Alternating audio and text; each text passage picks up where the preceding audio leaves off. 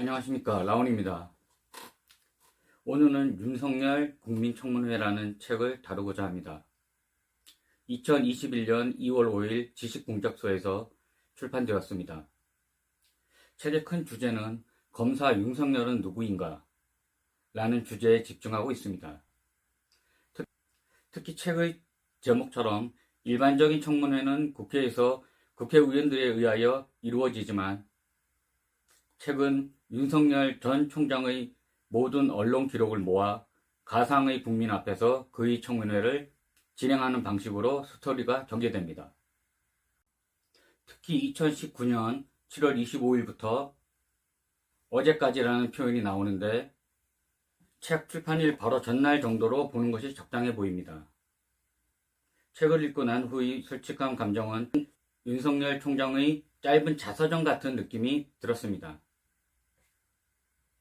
현 정권의 3대 게이트 사건을 강직한 검사의 모습으로 소신있게 주변의 외압에 굴하지 않고 법을 지키는 히어로의 모습으로 묘사되고 있습니다.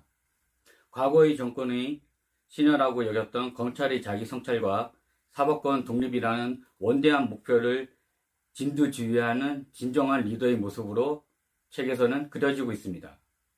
객관적으로 서술한 것은 사실이나 공무를 집행함에 있어 부작용과 반대 시선의 입장과 내용은 전혀 책 속에 반영되어 있지 않은 것이 사실입니다. 그런 부분에서는 책을 읽고 난 후에 약간 실망스러운 생각이 들기도 하였습니다. 책은 소제목으로만 44개로 이루어져 있습니다. 책의 시작은 서울중앙지검장으로 전 정권 적폐 수사를 진행하던 시기부터 시작됩니다. 그러면서 작은 소제목들은 현 정부의 3대 게이트 사건으로 집중하게 됩니다. 첫 번째, 울산광역시장 선거 청와대 불법 개입 사건. 두 번째, 라인 옵티머스 자산 운용 의혹. 세 번째, 월성 원전 1호기 경제성 조작 사건. 이 세 개의 게이트 중에서 가장 크게 윤석열이라는 이름을 알린 사건은 단연 울산광역시장 선거 청와대 개입 사건입니다. 그리고 서브의 사건들은 조국 전 장관 일가에 대한 전방위적 수사, 후임 추미애 법무부 장관으로 대표되는 법무부와 윤석열 전 총장으로 대표되는 검찰의 파워게임 정도라고 이야기할 수 있습니다. 보신 것처럼 송철호 울산시장의 당선을 돕기 위해서 청와대가 움직였다는 정황은 여러 곳에서 발견되고 있습니다. 물론 여기에 어떤 불법적인 요소가 있었는지는 검찰 수사를 좀 더 지켜봐야 하겠습니다만 워낙 여러 인물이 등장하고 복잡한 문제여서 지금쯤 하나하나 따져볼 필요가 있을 것 같습니다. 자, 강동원 기자, 일단 청와대 사람들은 몇 명이나 등장합니까? 그러니까 현재 의혹만으로 언론에 거론되고 있는 청와대 인물은요, 한 12명 정도 되고 있습니다. 그러니까 송병기 울산 부시장의 업무 수첩 내용이 알려지면서 갑자기 숫자가 늘었군요. 그렇습니다. 이 송 부시장의 업무 수첩에는요, 이 청와대 비서관급 인사들의 이름이 날짜와 함께 적혀 있다고 합니다. 예. 특히 2017년 10월 13일 날짜에는요, 이 비서실장이 송철호 시장 출마를 요청했다. 이 내용이 있다고 합니다. 자, 당시 비서실장은 임종석 전 실장이었고요. 이 대통령이 출마 요청하기 부담스럽다, 면목 없다, 이런 문구가 써 있다고 합니다. 그러니까 임 전 실장이 문재인 대통령 대신 송철호 시장의 출마 요청을 했다는 뜻으로 읽히는 부분입니다. 자, 검찰은요, 이 메모들이 송병기 부시장이 지방선거를 앞두고 이 청와대 인사들과 접촉한 정황이라고 보고 있습니다. 물론 송 시장 측과 청와대는 이 소설 같은 이야기다, 이렇게 반박하고 있습니다. 그런데 민정수석실의 이른바 하명수사 의혹도 송병기 부시장이 제공한 첩보에서 시작되지 않았습니까? 예, 그렇습니다. 바로 이 의혹 사건의 시작과도 같은 겁니다. 이 송병기 부시장의 첩보를 바탕으로 이 민정비서관실 소속 문모 행정관이 작성해서 백원우 전 민정비서관에게, 그리고 백 전 비서관은 이 박형철 당시 반부패 비서관에게, 그리고 이 박 전 비서관은 경찰청에 넘겼는데요. 자, 울산시청에 대한 압수수색 시점과 더불어서 이 청와대 하명 수사 의혹이 드는 부분입니다. 이 의혹이 불거지는 과정에서 당시 청와대에서 근무했던 검찰 수사관 한 명이 숨지는 일도 있었고요. 예, 그렇습니다. 이 김기현 전 울산시장에 대한 하명 수사 의혹이 불거지기 시작한 시점이었습니다. 이 검찰은요, 이 숨진 수사관과 경찰 출신 행정관이 이 지난해 울산에 내려가서 이것이 김 전 시장 관련 수사가 얼마나 진행된 건지 점검하러 간 것이고, 자, 의혹이 불거지자 이 심리적인 압박감에 극단적인 선택을 한 것이 아니냐는 의심을 품고 있습니다. 물론 청와대는 고래고기 사건 때문에 간 것이고, 이 숨진 수사관이 왜 극단적인 선택을 한 건지는 모르겠다, 이런 입장을 내놨습니다. 청와대 인물뿐 아니라 장관이 움직였다는 의혹도 있죠. 예, 그렇습니다. 이 송 시장 측의 선거 전략 문건에는요, 현직 장관의 울산 방문이 필요하다 이렇게 적혀 있었는데 모두 실현됐습니다. 2017년 10월 김부겸 당시 행정안전부 장관이 울산을 방문했고요. 김은경 당시 환경부 장관도 같은 달에 울산을 방문했습니다. 물론 장관들은 송 시장 측의 요청에 따라 간 것이 아니고 원래 예정돼 있던 일정을 소화한 것이다, 이런 해명을 했고요. 자, 그리고 한병도 전 정무수석까지 나온 겁니다.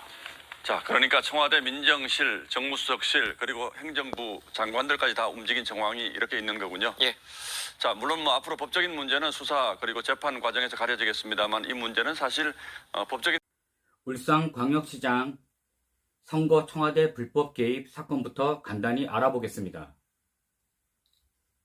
백원우 전 청와대 민정비서관 등의 자유한국당 김기현 당시 울산시장을 낙선시키기 위하여 현 대통령과 30년 지기인 성철호 후보를 당선시키기 위해 정부 비서관실, 민정비서관실, 반부패 비서관실, 국정기획 상황실, 균형발전 비서관실 등이 전방위적으로 선거에 개입한 사건입니다. 아마도 어깨가 무거우시리라고 그렇게 생각이 되지만 그나마 잘하실 것으로 그렇게 믿습니다. 제가 뭐 지난 역사를 다 알지는 못하지만 제가 기억하는 한에서는 아마 검찰총장 인사에 이렇게 국민들의 관심이 크게 모인 적은 아마 역사상 없지 않았을까 싶습니다. 그만큼 국민들 사이에 검찰의 변화에 대한 요구가 크고 또 그만큼 또 우리 신임 우리 윤석열 총장님에 대한 또 기대가 또 높다는 그런 뜻이라고 생각합니다. 보신 것과 같이 윤석열 전 총장은 문재인 정권에 의해 검찰이 참 리더로 검사 사이의 기수 문화마저 파괴한 혁신적 인사로 이슈화되었습니다. 이때만 해도 대통령의 말대로 살아있는 권력에도 거침없이 수사하라고 한 이 한마디가 현실로 이루어진다는 것은 상상조차 못했을 겁니다. 2019년 9월 9일 조국 법무부 장관 임명이 발표됩니다. 본인과 가족에 대한 각종 의혹에도 대통령은 임명을 강행합니다. 이때 윤석열 전 총장은 법과 국민에 봉사한다는 그의 말처럼 2019년 8월 7일 서울지방지검 특수 2부는 부산의료원과 조국 후보자의 처남 정모 씨의 자택 등 10곳을 압수수색합니다. 9월 6일 검찰은 정경심 동양대 교수를 동양대 총장 표창장 위조 혐의로 기소까지 하게 됩니다. 이때가 윤석열 전 검찰총장은 현 정권의 역적이 되는 순간입니다. 자신을 지명한 대통령의 청와대와 최측근의 가족에 대한 전방위적 수사로 각 정권 때마다 친여권적인 이전의 검찰총장과는 분명한 선을 긋게 됩니다. 책에서도 이 부분에 관한 언급이 등장합니다. 윤석열 전 총장은 국민과 법의 수호만 보고 자신의 업무를 충실히 했다고 이야기합니다. 윤 전 총장도 그의 장모의 재산 형성 과정에 대하여 여론의 의혹에 찬 보도가 쏟아지고 있던 시기이기도 합니다. 막장 드라마까지는 아니지만 이 모습은 국민에게 어떤 이미지로 보여지는가가 가장 중요한 의미가 있다고 언론에서는 같은 이야기를 합니다. 현실 정치에서의 자신을 검찰총장직에 임명한 대통령의 정치적 결정에 대한 반대인지, 검찰이라는 독립성이 보장된 수사 조직을 이끄는 리더로서의 적합한 업무에 대한 수행이었는가.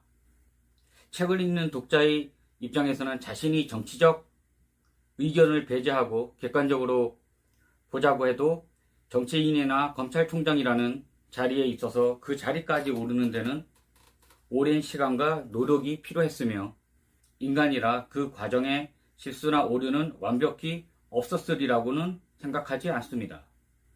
두 자리에 대한 인물들의 청렴성은 그 기준이 다른 업무에 비해 형격히 높은 도덕적 윤리의 기준이 적용되는 것은 당연한 일일 것입니다.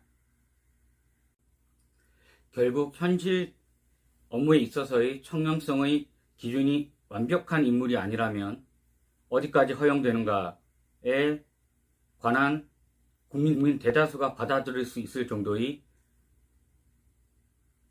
문제라는 생각이 들었습니다.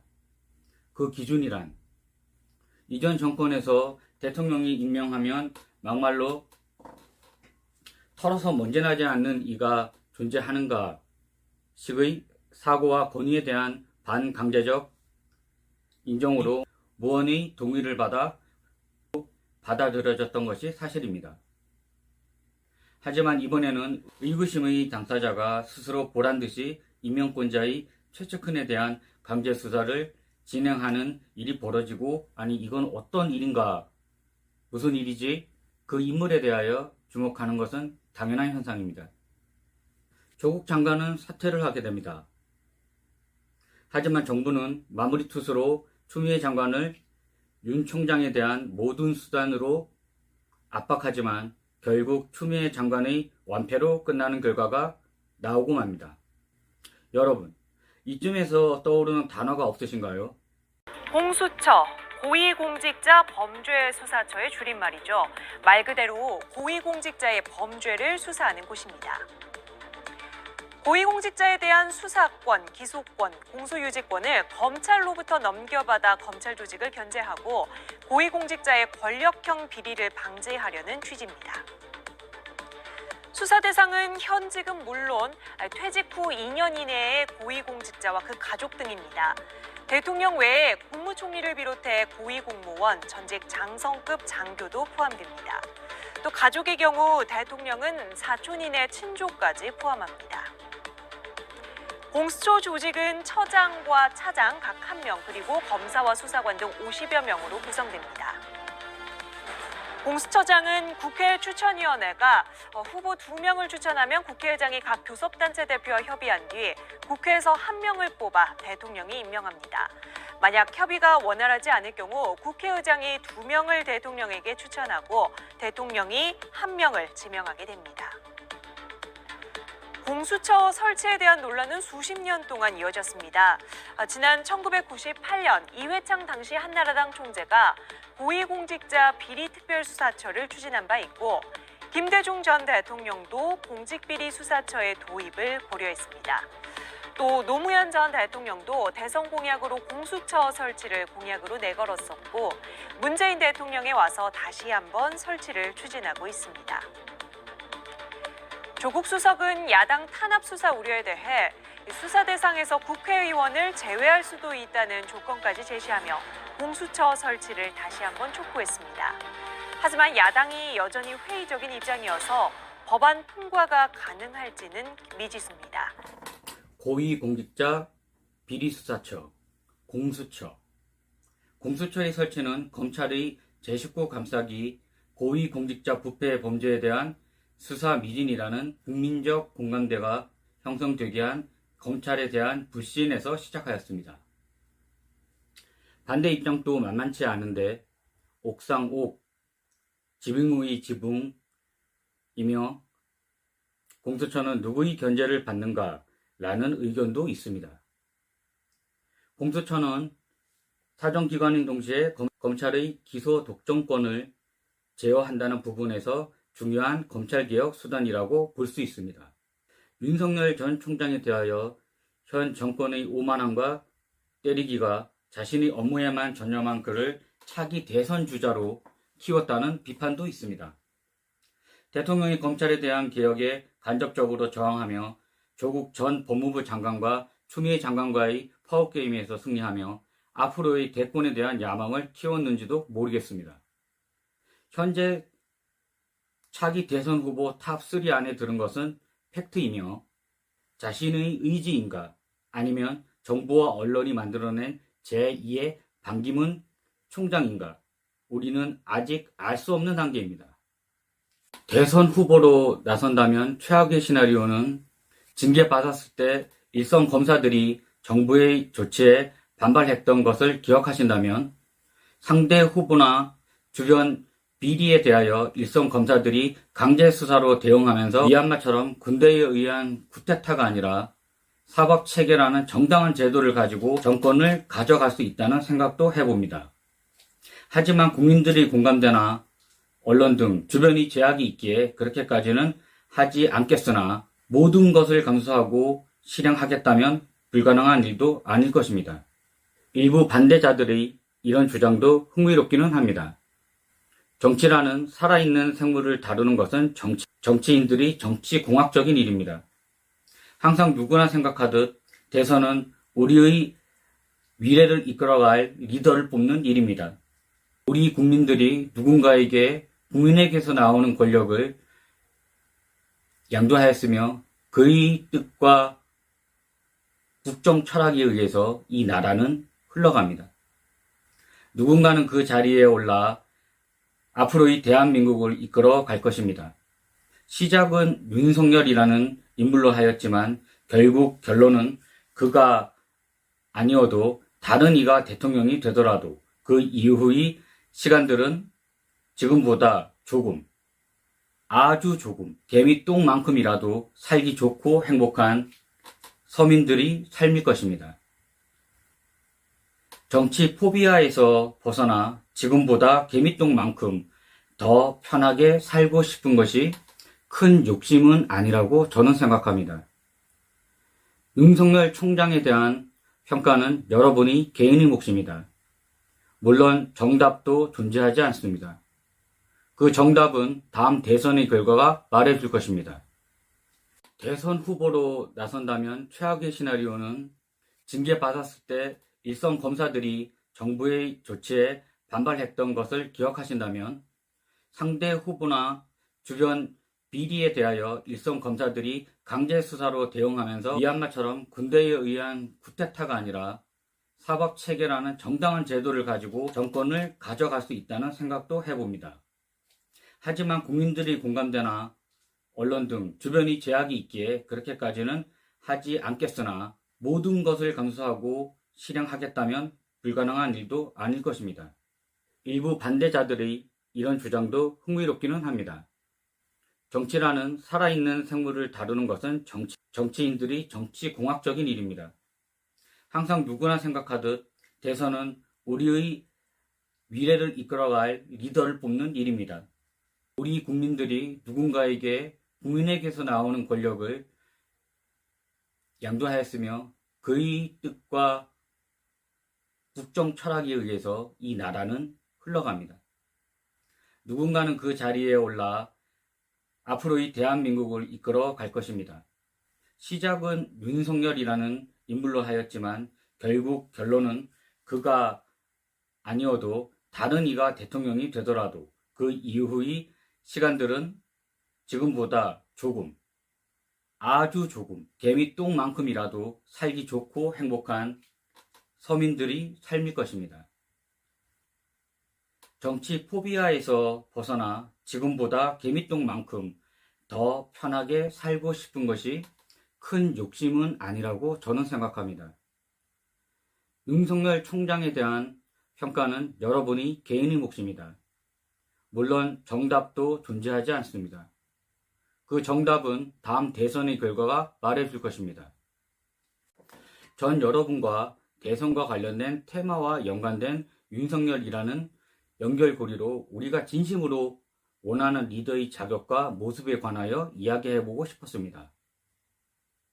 인간이 태어나면 언젠가는 반드시 죽음을 맞이하듯이 지금의 정치는 우리 시대의 객관적 시대 정신과 문화보다 최소 10년에서 20년은 따라오지 못하는 상황이라고 저는 생각합니다. 좋은 제도와 예산이 있어도 국민이 우선이 아닌 정치인들의 당과 다음 선거에 대한 표를 생각한 정책이 먼저라면 뒤처진 정치 후진국인 것은 당연한 것입니다. 우리 사회에서 제일 똑똑하다는 인물들이 국회의원이 되어 국회에 모여 있습니다. 매일 뉴스의 70%는 그들이 정신 나간 발언이라도 먼저 보도하기 위해 기자들은 차에서 내리는 그들이 보이면 미친 듯이 뛰어가 질문을 던집니다. 정치를 하지 않아도 평생 먹고 사는 것은 문제없고 지역에서 명예까지 가진 이들이 자신들이 돈을 쓰는 것도 아니고 정당하게 입법을 통하여 자신들을 뽑아준 국민들에게 돌아가야 할 세금이 정치인들이 당이나 다음 선거표를 미리 계산하고 입법에 반영한다는 것이 잘못된 것이라고 생각합니다. 까놓고 얘기해서 당신네들 국민 대표해서 고생하니 조금씩 당이나 선거 생각해서 입법하는 거 이해한다고 칩시다. 그래도 정도가 있어야지. 우리가 바라는 건 그중에 개미똥만큼이라도 국민께 더 써달라는 것입니다. 그게 그렇게 어려운 일인가요? 똥 얘기 자주 해서 여러분께 죄송합니다. 하지만 그 정도도 앞으로 더 국민들에게 배려해주지 않으면 다음 선거에서는 당신네들 정치인들 똥들 테니 잊지 마시길 바랍니다. 국민들은 당신들이 생각하는 것만큼 바보가 아니며 정치의식도 많이 높아진 상태입니다. 각자 도생의 사회라고는 하지만 그래도 먹고 사는 것이 해결된다면 그 다음은 정치를 바라봅니다. 당신네들도 그렇기 때문에 각 분야에서 명예를 얻고 돈을 얻고 그리고 여의도로 간 거 아닙니까? 사람은 다 같습니다. 국민 위에 군림하는 것이 아닌 국민을 섬기는 그런 정치인이 되라고 나이 어린 제가 한 말씀 드리고자 합니다. 라온이었습니다. 감사합니다.